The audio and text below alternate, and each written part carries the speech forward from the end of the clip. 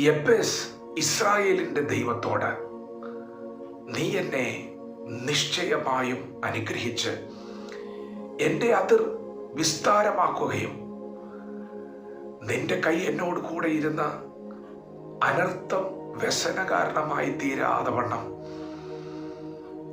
എന്നെ കാക്കുകയും ചെയ്തെങ്കിൽ കൊള്ളായിരുന്നു എന്ന് അപേക്ഷിച്ചു. അവൻ അപേക്ഷിച്ചതിനെ ദൈവം അവന് നൽകി.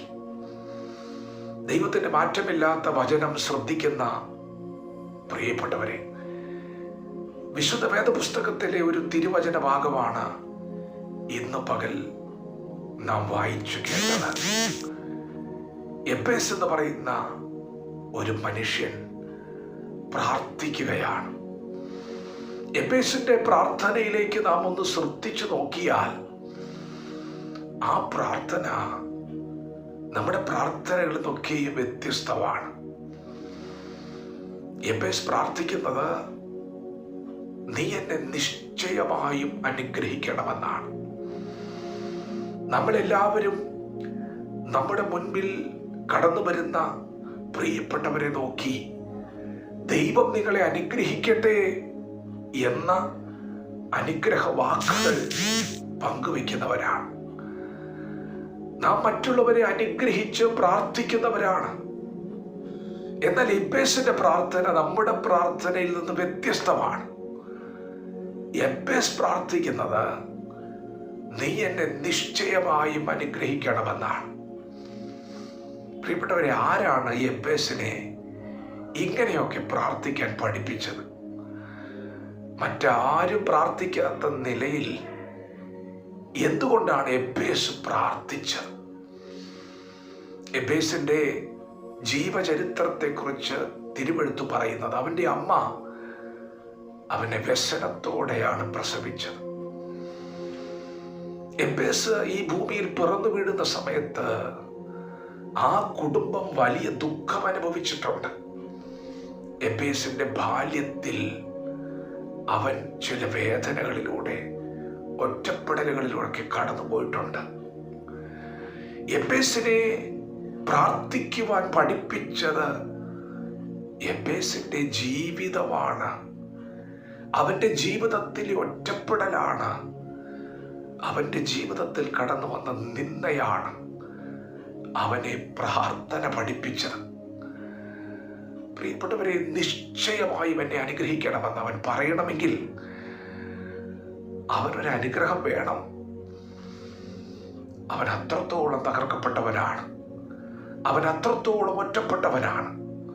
ദൈവമേ, നീ എന്നെ അനുഗ്രഹിക്കാതെ എനിക്കിനിയൊരു ജീവിതമില്ല.